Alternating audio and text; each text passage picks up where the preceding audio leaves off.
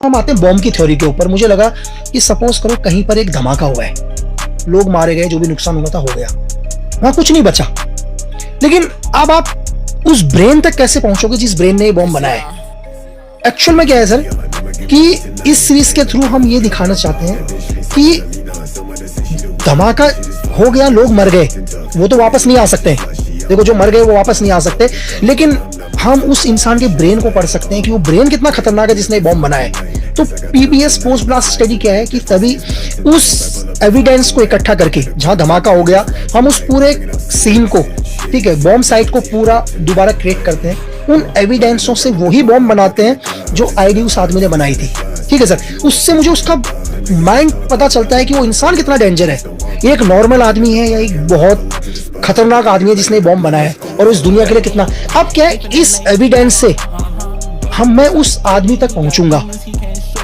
उन हर मतलब हम लोग फिल्मों में, नॉर्मल फिल्मों में क्या था, क्राइम सीन को देख के वहां तक पहुंचते हैं, लेकिन इस सीरीज के अंदर में क्या है कि हर उस एविडेंस जो बॉम्ब से रिलेटेड है, लास्ट में उस ब्रेन तक पहुंचने का टारगेट है मेरा, जिसने पहली बार ये बॉम्ब बनाया है सर। तो मुझे लगा कि ये एक दुनिया को एक नई चीज देखनी चाहिए करके, कि एक्चुअल में मतलब क्या होता है एक बॉम्बर।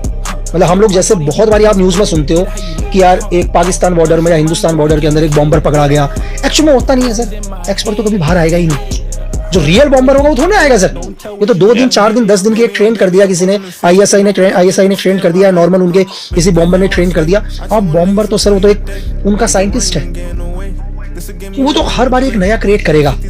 तो मुझे लगा कि मैं एक मतलब इंडियन ऑडियंस, मतलब जो भारत की जो व्यूवर्स है, जो या जो इस पर इंटरेस्ट रखते हैं, जिन्हें पता होना चाहिए, तो मुझे लगा कि यार कि इसके थ्रू मैं एक बारी पूरे बॉम्ब के प्रोसीजर को समझाने की कोशिश करूं कि मतलब जो भी एक मिलिटेंट है वो एक्चुअली में मिलिटेंट बनता क्यों है, उसका रीजन क्या है मिलिटेंट बनने का, वो इतनी नफरत क्यों करता है, क्यों वो एक नॉर्मल आदमी इतना खतरनाक बॉम्बर बना, उसके टारगेट क्या है करके।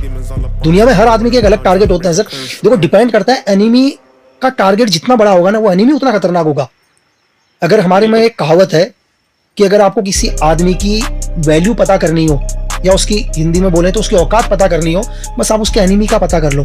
उसका एनिमी जितना बड़ा होगा ना सर, वो आदमी उतना बड़ा होगा। Good one. या